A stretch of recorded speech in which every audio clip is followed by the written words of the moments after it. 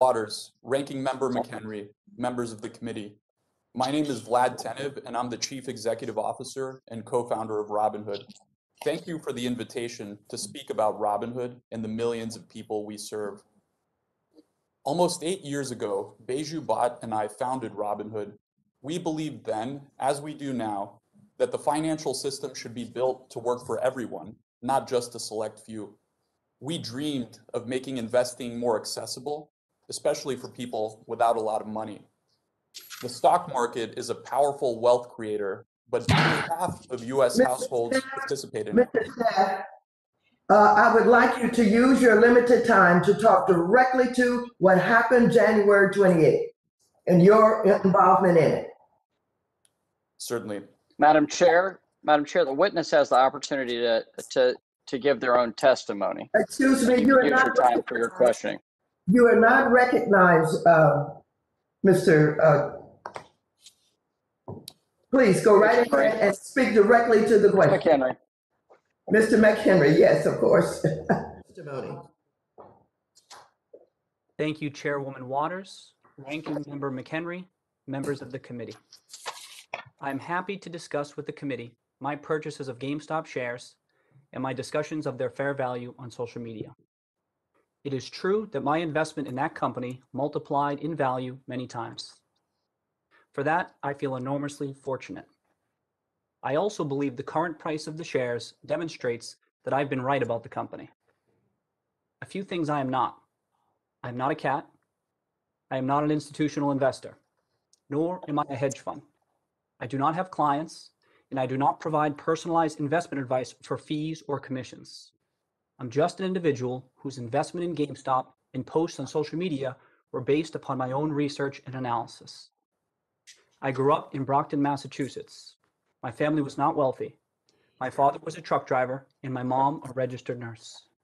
I was one of 3 kids and the first in my family to earn a 4-year college degree when I graduated from Stonehill College in 2009. That was not a good time to be looking for a job. From 2010 to 2017, I worked at a few startup companies, but there were significant periods when I was unemployed. I took an interest in the stock market, and even though I had very little money, I used those times to educate myself and learn more about investing. In April 2019, after nearly 2 years unemployed, I accepted a marketing and financial education job at MassMutual. My wife Caroline and I were thrilled that I had an income and benefits.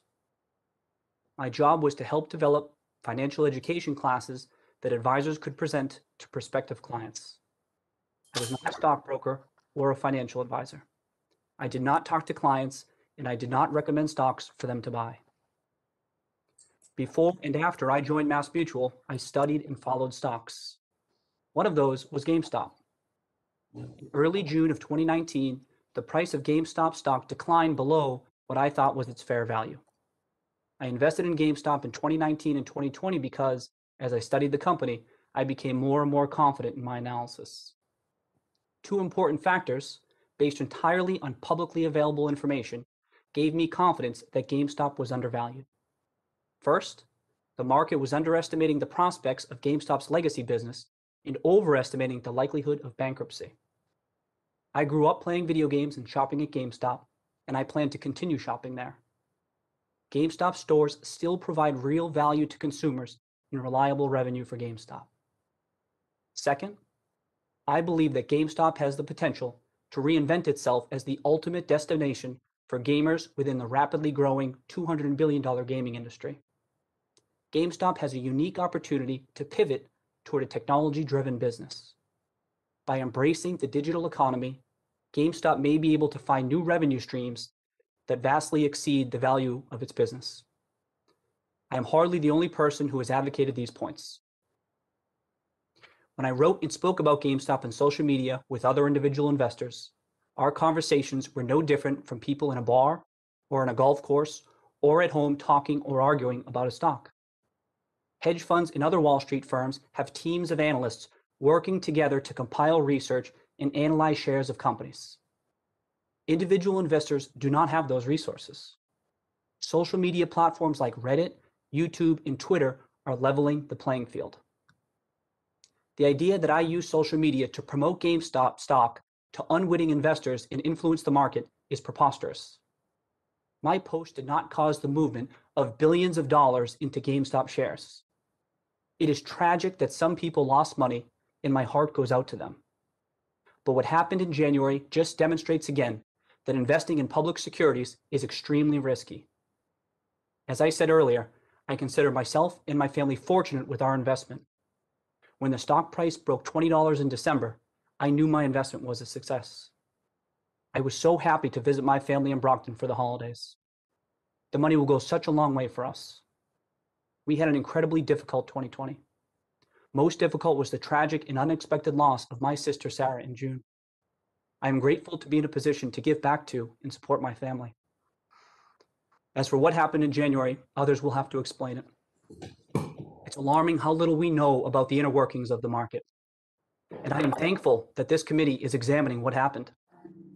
I also want to say that I support retail investors' right to invest in what they want, when they want. I support the right of individuals to send a message based on how they invest.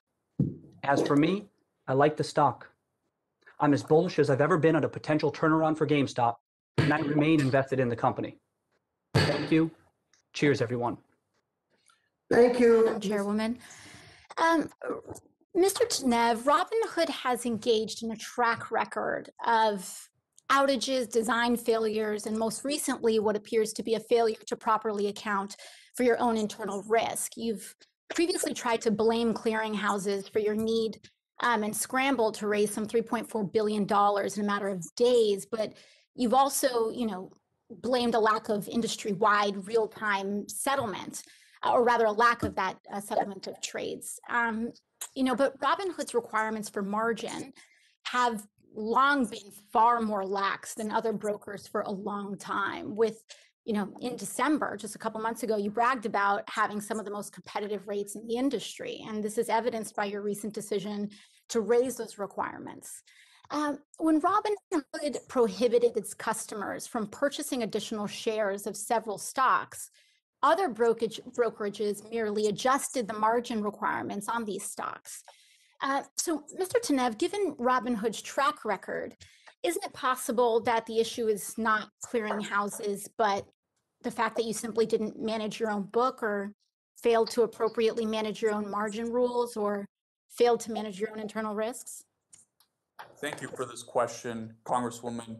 Let me address the margin point because I think this is an important one that has been under discussed. So in December, when we lowered our margin rates to 2.5%, one of the details that I think was missed is that most other brokerages have tiered margin rates where the wealthier customers pay much lower margin rates than lower net worth customers. So you'll have someone that has $10,000 paying 9 to 10% for margin, whereas someone with $1 million pays 2%.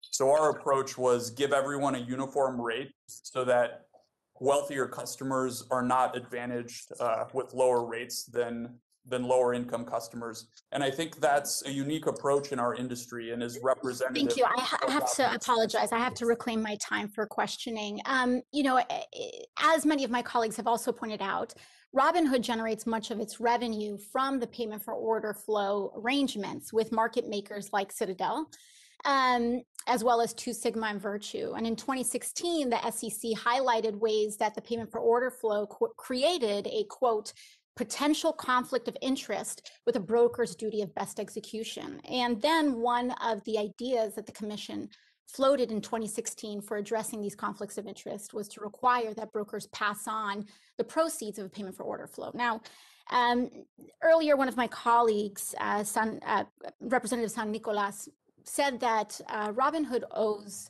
its customers a lot more than an apology. And I happen to agree with him. I believe that the decisions made by you and this company have harmed your customers.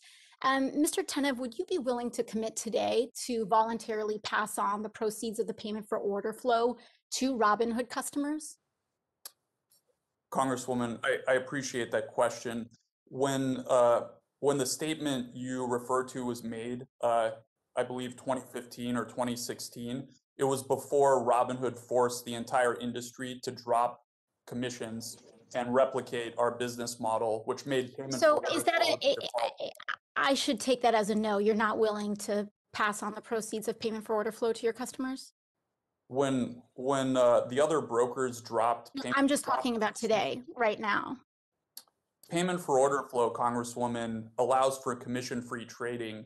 In the context of trading commissions, it's a much larger source of revenue in the past than payment. Mr. for order Tanev, flow. I apologize, and I don't want to be rude. I just have limited time. But if removing the revenues that you make from a payment for order flow would cause the removal of free commissions, doesn't that mean that trading on Robinhood isn't actually free to begin with? Because you're just hiding the cost in terms of potentially poor execution or the cost of lost rebates to your customers.